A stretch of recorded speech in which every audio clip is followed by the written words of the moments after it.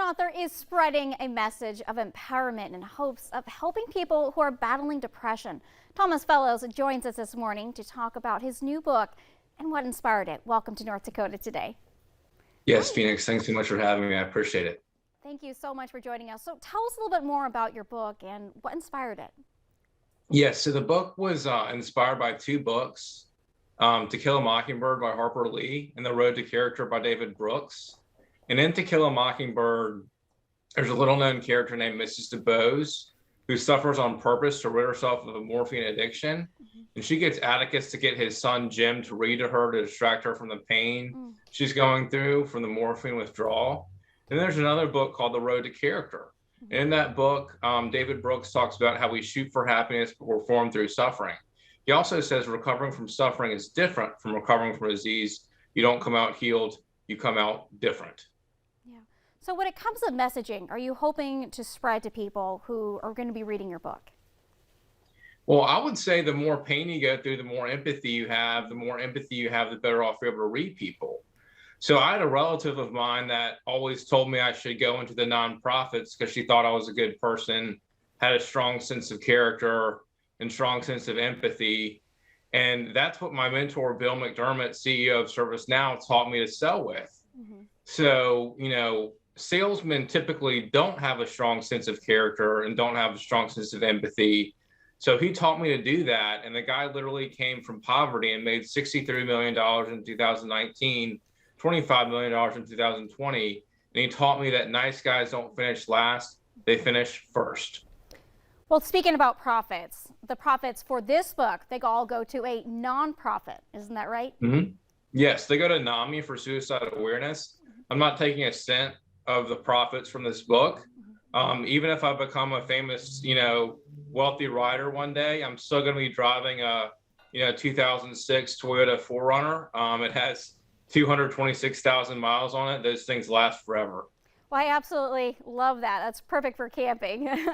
So yes. When it comes to your connection to the National Alliance on Mental Illness, what is your connection and why did you pick that particular nonprofit? I did a suicide walk when I was in college. I had a lot of fraternity brothers come out and support me. We raised a lot of money.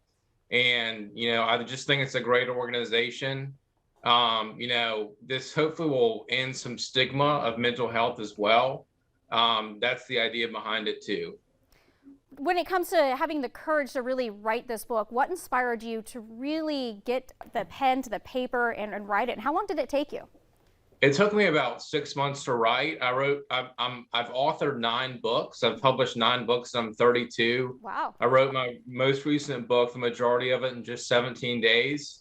Really being unemployed for about 16 months and reading David Brooks' book, The Road to Character, and also Siergami's book, A First Rate Madness, really inspired me to, write this book.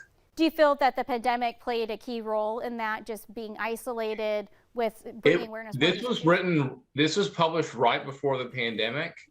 But I know people are going through pain right now. And there's a quote from Viktor Frankl in this book where he basically says, forces beyond your control can take away everything you possess except one thing, your freedom to choose how you respond to the situation and basically, how you feel and do about what happens to you.